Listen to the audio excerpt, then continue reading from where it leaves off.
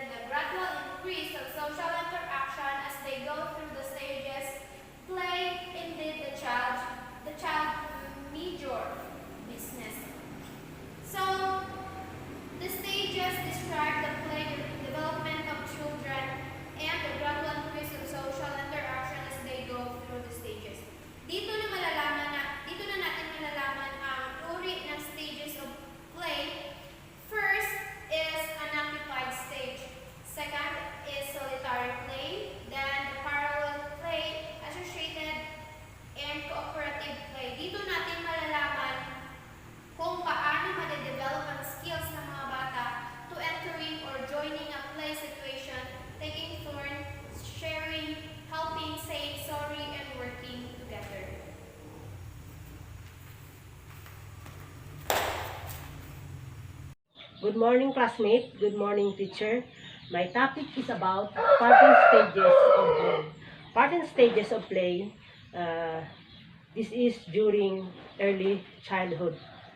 Um, According to Mildred Patterns in 1930s, parting stages of play is the most important of the child development, and play is the main agenda of the child. So, according to Patterns, ang parting stages of play, ito yung pinakamahalaga, pinaka-importante sa mga preschool years na early childhood ng mga bata.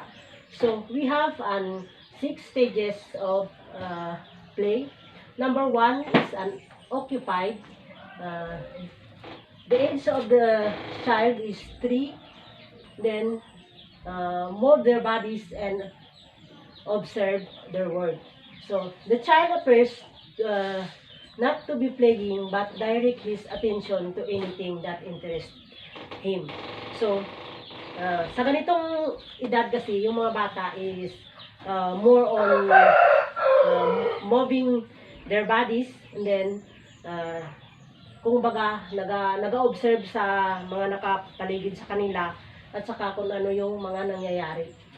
Number 2 stages of play is onlooker. Onlooker, the child spend time watching other play. He may talk to them but does not enter into play with them. So, sa ganitong stages ng bata, the age of the child is 2 to 3 years. So, dito, ang bata diri nga part is nagalantaw lang siya sa mga nagahampang, pero hindi siya sumali or hindi siya involved. And then, number 3 is solitary. Solitary play, more focus and sustained play object. Naglalaro lang siya mag-isa. And then, yung age ng bata dito is 3 to 2 years old. So, dapat dito siya is second siya sa unoccupied. So, the child start to play on his own. So, naglalaro siyang mag-isa. At saka,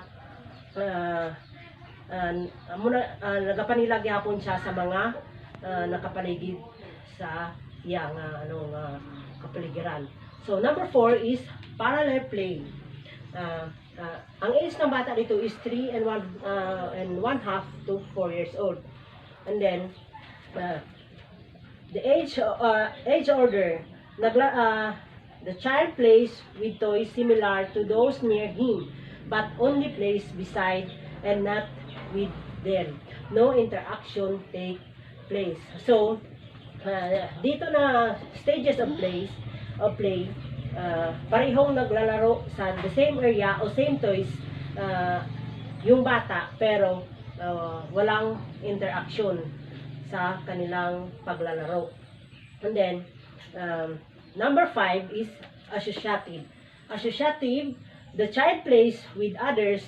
There's no interaction among them, but no task assignment rules and organization are agreed upon them. Dito na, nagsimula na yung bata na makikipaglaro sa ibang mga bata. Pero walang task, walang assignment, walang role, or walang organization. Wala silang grupo na kailangan panigan. And then, number 6 is cooperative. From the word cooperative, the child plays with other bounds by some agreed upon rules and rules. The goal is maybe to make something play a game or act, but out something.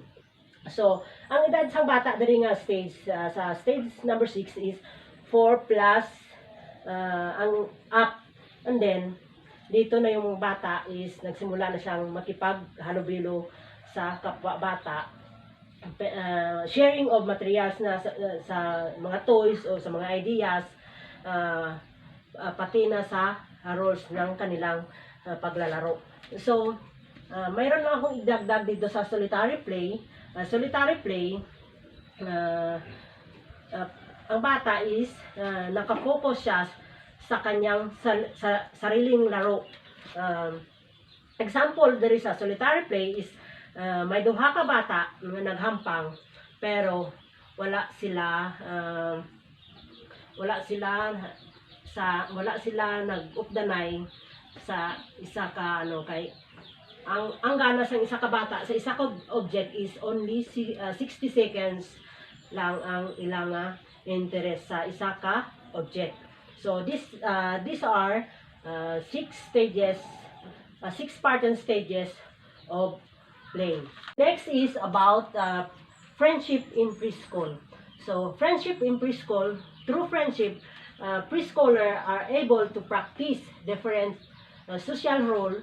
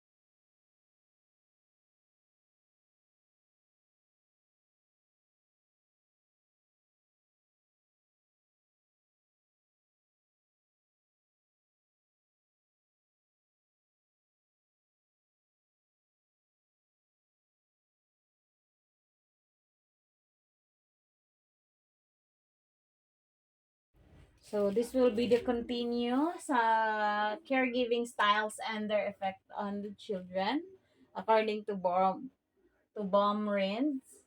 So here we have here the caregiving style.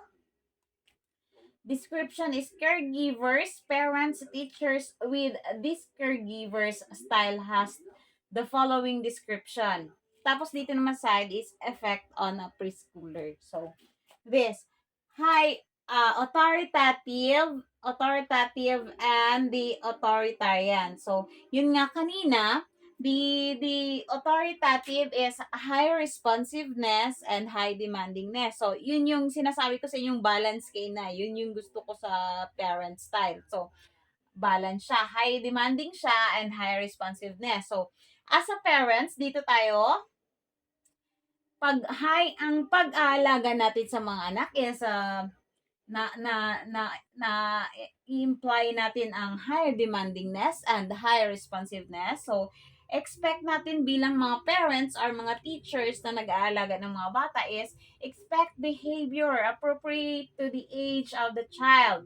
Maintain reasonable and fair limits. Closely monitor activities of the child. Warn and nurturing. Have a realistic expectation of the child. So, yun, ang effect niya naman dito sa preschoolers, pag nagiging balance tayo, ano? Preschoolers makes the preschooler feel safe and secure.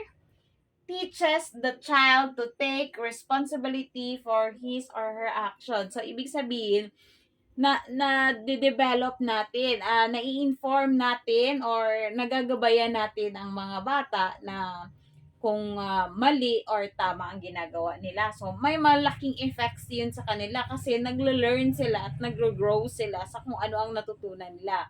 So, kailangan bilang parents and teachers, ito ang ano natin sa kanila, i-imply natin yung pagiging authoritative parents natin, authoritative parents. So, we have here also the authoritarian. Sabi ko nga kanina, si authoritarian is high in demandingness. So, high in demandingness siya. Yung gusto niya lang, yung kanyang inuutos or kanyang rules lang ang sinusunod at hindi iniisip kung ano ang ah, magiging magugustahan ba o hindi ng isang bata, hindi nagtatanong kung anong ang opinion ng bata at hindi na tinatanong ang bata kung okay ba siya o hindi. Yung wala siyang pakialam. Gusto niya lang yung rules niya is nasusunod or dikta-dikta lang, yung ganun, utos-utos lang. Ayaw niyang pakialaman na kung ano ang mga opinion ng anak niya. So, ganito yun siya. So, yan yun si authoritarian. So, dito, permit the preschoolers to regulate their own behavior and make their own decisions even when the preschoolers are not yet ready to do so. So, hinahayaan mo lang. Siyempre, preschoolers pa yan. Hinahayaan mo lang siya, hindi mo siya ginaguide kung tama ba yung decision niya o hindi. Hindi mo pinapaalam sa kanya. So, may mga effects yun. So, magiging effects yun is has difficulty controlling his or her impulses, tends to be demanding of their caregivers, tends to be dependent. So, yun, magiging dependent sila. Tend not to persist or easily gives up on a task, does not easily follow, may be rebellious. O, ganun ang mangyayari kasi hindi mo pinapaalam, hindi, kumbaga ba, hindi mo siya ino-orient, hindi mo siya gina-guide. Yun ang magiging possibilities na magiging effect yun sa isang preschoolers pag hindi natin naggagabay ang mga preschoolers. So, importante talaga na ginagabay natin. So, dito talaga tayo sa authoritative. Huwag tayong maging authoritarian kasi magiging masama ang effect nun sa mga sa mga anak natin. So, yun for social and emotional skills. So, kasi nga less sila sa information at saka sa pagpapaintindi kaya nga hindi nila sayang yung mga dapat nilang mga matutunan sa atin kung hindi natin na ginagabayan ang mga bata. So, importanteng gabayan natin sila, alagaan at ibigay kung ano ang mga pangangailangan at nararapat na para sa kanila. Para lumaki sila at alam kung ano ang mga tama at mali, mapunta sa tuwid na daan instead na mapariwara.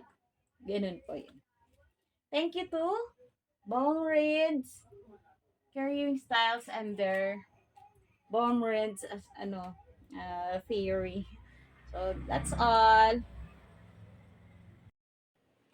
Hello, Mama Maris. So this is one of my topic, interaction with adult. So this stage, 36 to 48 months, ibig sabihin, nasa 3 to 4 years old yun siya. So interaction with adult provides opportunities for children to build trust, to develop an understanding of self and others, and to encourage respect for the feelings and the rights of others. All interactions between children and adults will be respectful and supportive of each child gender, culture, language, ethnicity, and a family composition. So I have here the 36 to 48 months. So verbalizers of feelings are related to events that arise in classroom, home, and environment in a positive way. So ibig sabihin nun, yung mga 3 to 4 years old na mga bata, sinasabi nila kung ano ang nakikita at nararamdaman nila. Kung ano ang mga routine natin sa bahay, kung ano ang sa school, kung ano ang mga natutunan nila. So, sinasabi nila kung ano ang nararamdaman nila. So, speak respectfully with adults using po and opo or appropriate titles. So, at this stage, kailangan natin turuan yung mga anak natin na kapag may mas nakakatanda silang nakakausap, kailangan nilang gumamit ng po at opo. So, ganun. Kailangan natin, syempre, pag Filipino culture, ganun talaga. Laging may po at opo. So, recognizes the importance of adults' ideas and experiences by listening and asking questions, and they shares this. So, dito naman is kung ano ang mga naririnig nila sa atin or kung ano ang pagpapahayag natin o pagpapaalam natin sa kanila ng importansya ng pagmamano at saka pagsasabi ng po at opo. So, kailangan na ipaalam natin yan sa kanila kung bakit importante yan siya na nagmamano at nagsasabi sila ng po at opo sa mga nakakatandang kausap nila. So, diyan, nire-recognize na nila yan. Ni-recognize nila kung gaano yan ka-importante. So, kailangan dapat ipaalam din natin sa kanila kung bakit yan importante. So, clarifies rules and routines before abiding. So, yun na nga, inaalam nila, kinaklaro nila kung bakit yun importante bago nila yan sundin. Kung ano yung sinabi mo sa kanila, magmano ka, magpo at opo ka. So, kinaklaro nila yan sa pamamagitan ng ipaintindi mo din sa kanila kung kung ano ang ibig sabihin at kung ano kahalaga ang pagsasabi ng po at opo. So, pag nalaman nila yan, so yan, susundin na nila yan. So, shares personal perspective when he or she does not agree or see what the value of a rule or routine. So, sa isang bahay, pag alam nilang hindi sila agree, so, sinasabi nila kung bakit umpisa silang magtatanong kung bakit. Tapos, sasabihin nila kung ano ang sa paningin nila, kung ano ang gusto nilang sasabihin. So, ganyan yun siya. Can take another person's viewpoint. So, yun. Inaalam din nila kung ano yung ibang sasabihin din ng ibang tao. Para ma-compare din nila if tama ba yung ginagawa nila or hindi. Para mas may kung ano ang nasa isip nila na gagawin nila. So, syempre magtatanong yun sila if tama ba yun or hindi. So, sensitivity or pakiramdam. So, nagsisense na din yan sila, may pakiramdam na yan sila. So, nanonotice na nila yan. So, knows when to stop asking questions or when he is being makulit. So, ipapaalam natin if yung kakulitan nila is too much na. So, dapat may mga limitasyon yun. So, dapat alam nila na kung kailan sila titigil na sa pagtatanong. Kung talagang yung tanong nila is parang wala ng ano, it doesn't matter na, parang ganun. So, ipapaalam mo yan sa kanila, kailan sila mag-stop sa kakatanong. Cooperates to minimize conflicts or tension. So, dapat ipaalam din natin sa kanila na ang pagsunod sa kung anong sinasabi sa kanila is magiging mas madali, hindi magiging sanhi ng gulo or mga conflicts or kung ano ang mga hindi magagandang mangyayari. So, kailangan cooperate sila kasi nga kung ano ang sinasabi natin sa kanila, kung ano ang ina-advise natin sa nila, syempre tayo ang nakakaalam kung ano ang mas nakakabuti sa kanila. So, dapat ipaalam din natin sa kanila kung paano sila sumunod. So, appreciating diversity. So, yung kakaibahan natin. So, ask questions that indicates he or she notices differences in socio-economic status. So, tatanungin din natin kung ano ba ang napapansin ng ating mga anak, kung may mga napapansin ba siya sa ating kapaligiran.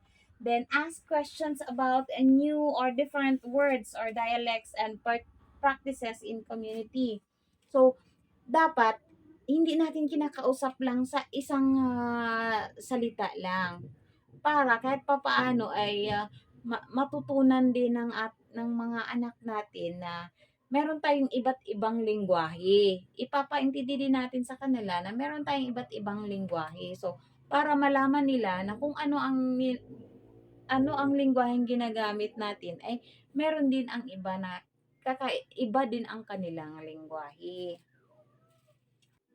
Kasi nga, kailangan din nilang malaman na syempre broad ang malawak ang mundo. So kailangan nilang malaman din sa within kahit sa within community lang natin ay meron tayong pagkakaiba.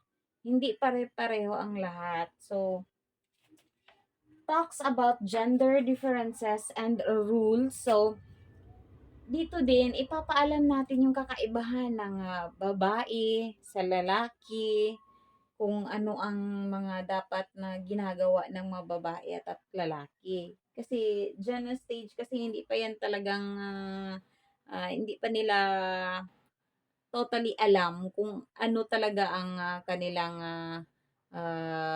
kakaibahan ng isang babae at ng isang lalaki. So,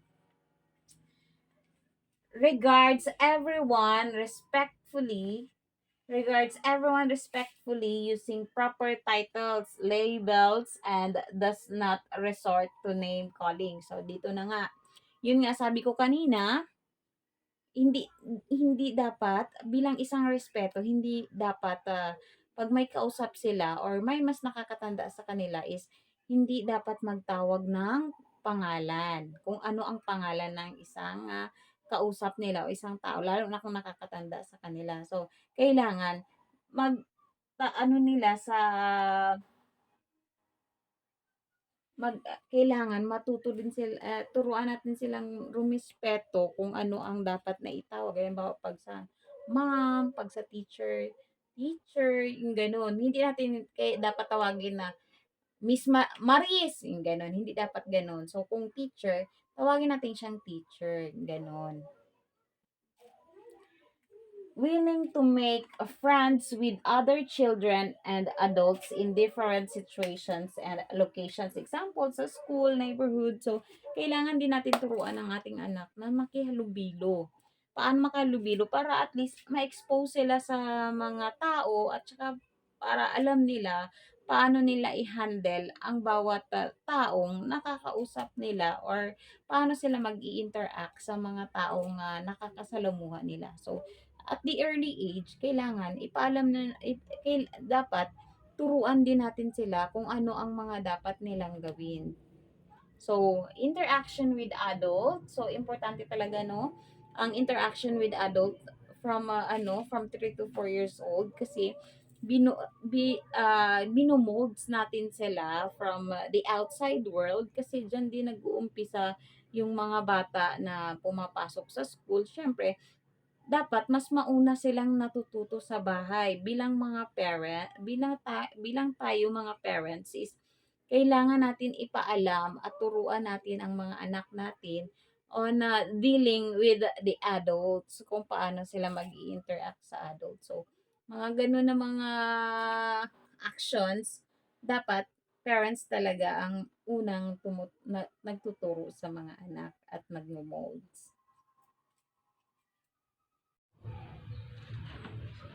Continuation of my report is role of caregivers in the socio-emotional development of the preschooler.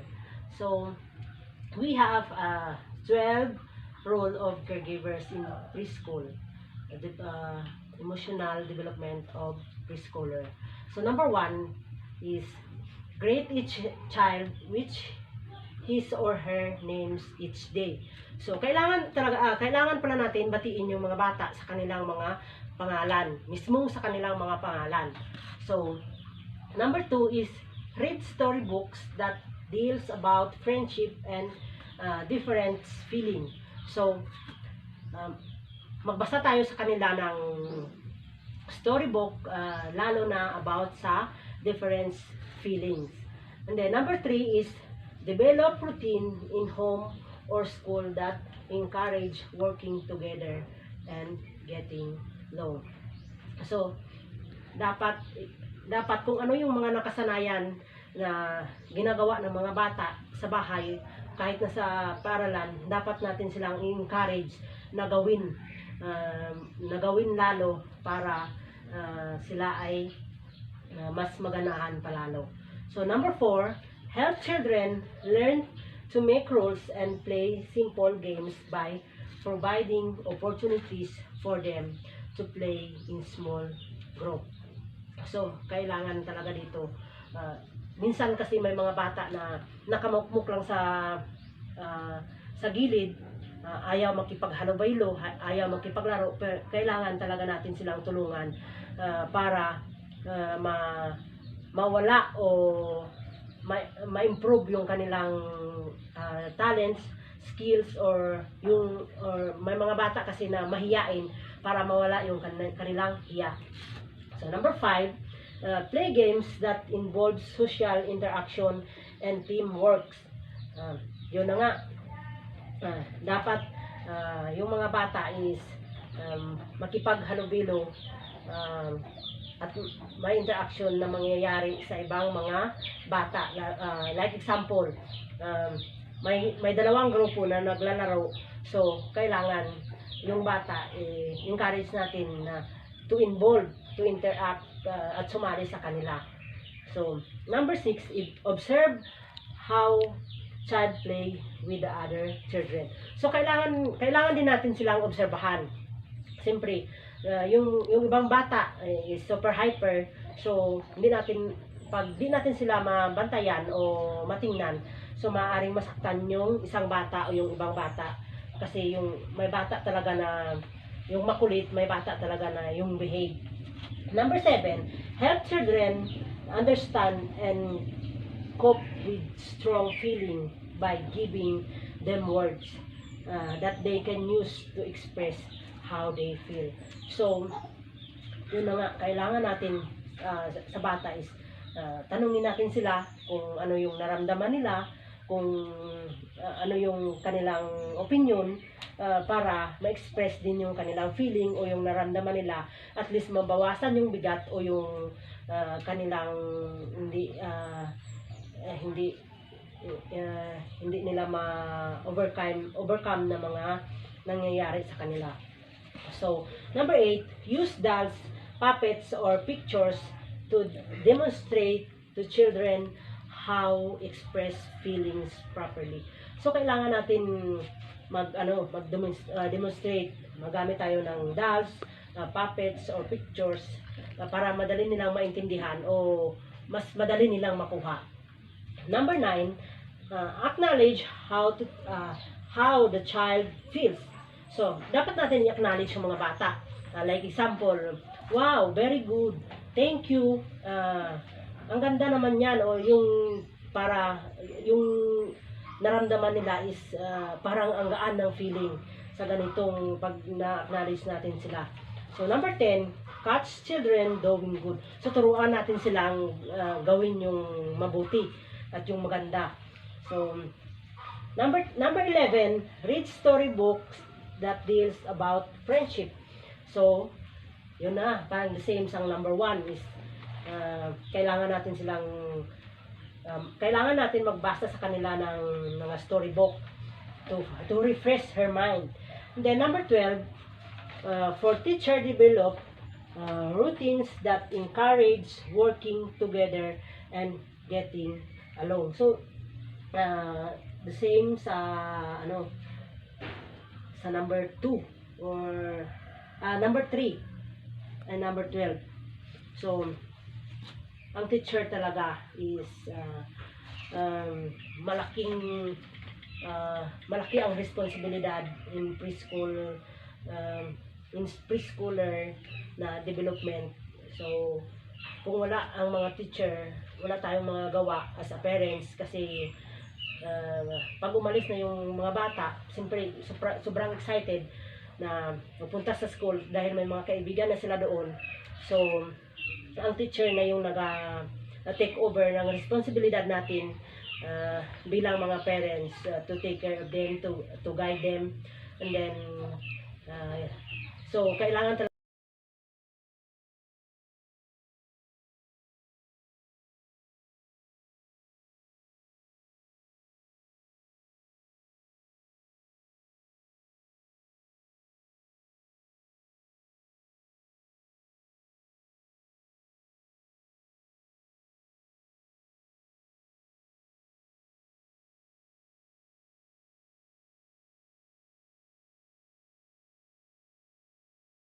My report is about expression of basic emotion. 37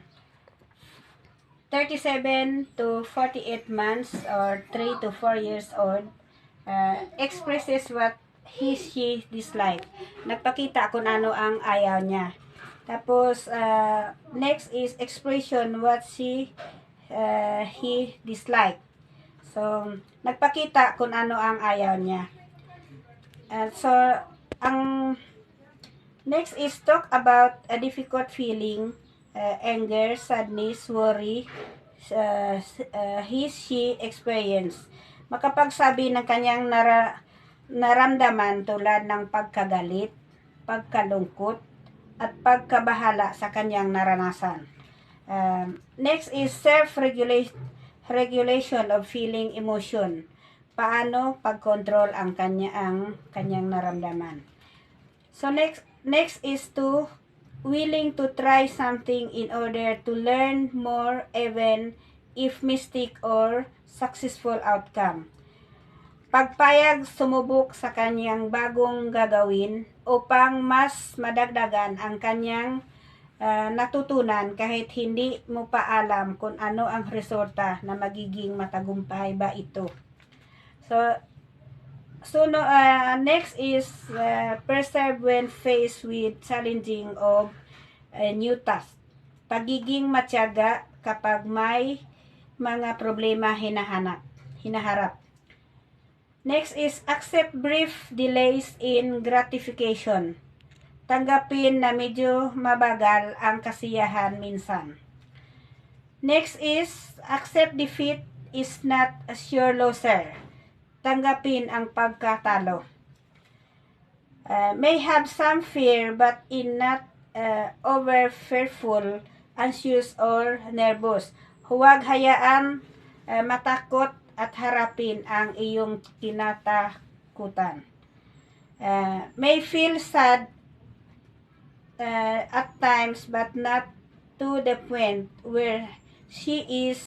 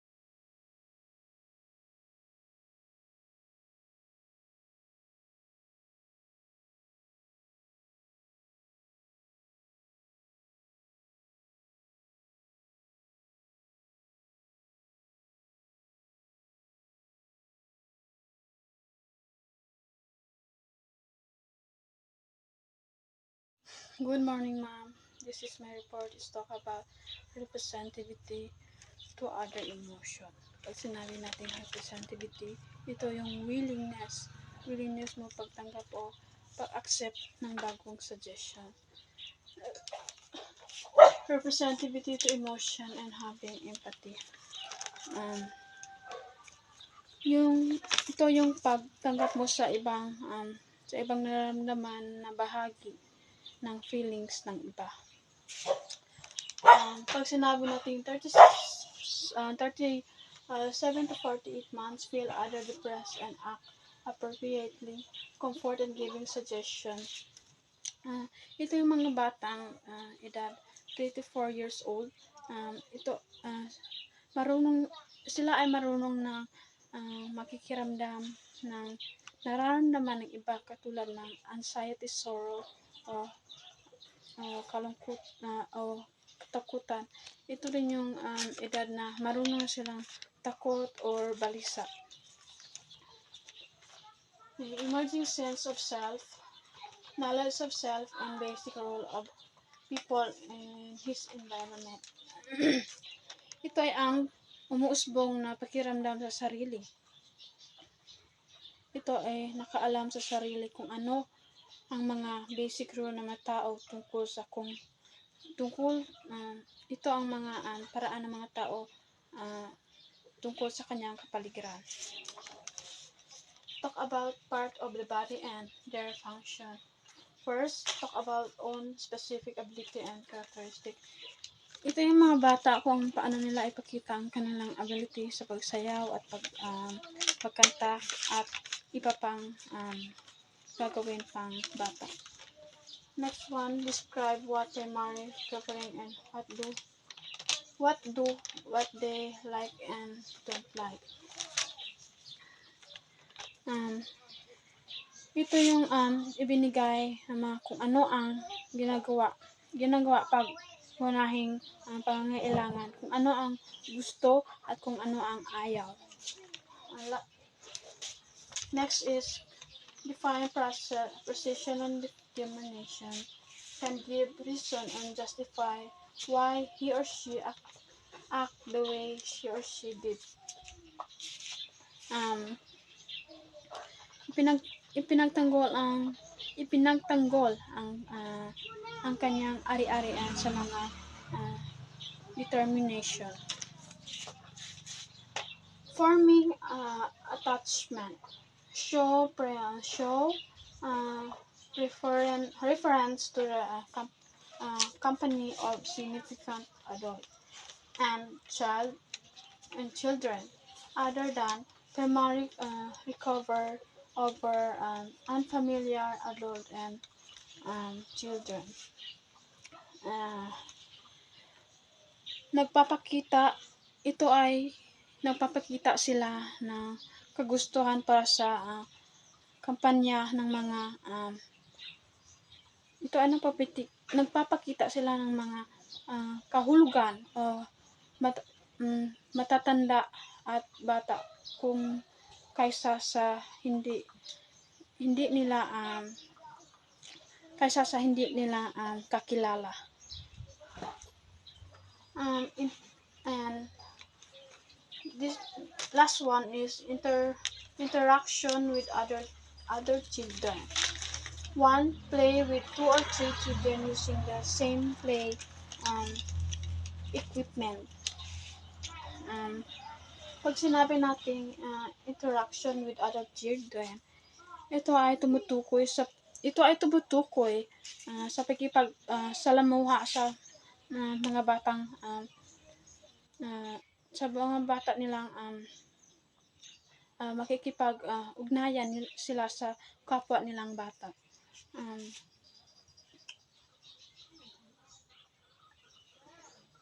Play with 2 or 3 children using the same play equipment. Ang edad na 3 to 4 years old, naglalaro sa dalawa or tatlong bata gamit ang parehong laro. Example, naglalaro sila ng sleeper games. Chat, convince with other children. Nag-uusap sila sa kapwa nilang bata. Take turn and share toy with other. Ito ay yung mga bata na binabahagi nila ang kanilang laruan sa ibang bata. Last one, play organize group game fairly. Marunong na silang maglaro at mag-organize ng mga laro na kagrupo o na batay sa laro. Ito siguro yung mga batang kagaya na lang halimbawa ng sleeper games, marunong na silang maglaro nito at kung paano ito gagawin. That's all my reports. Thank you.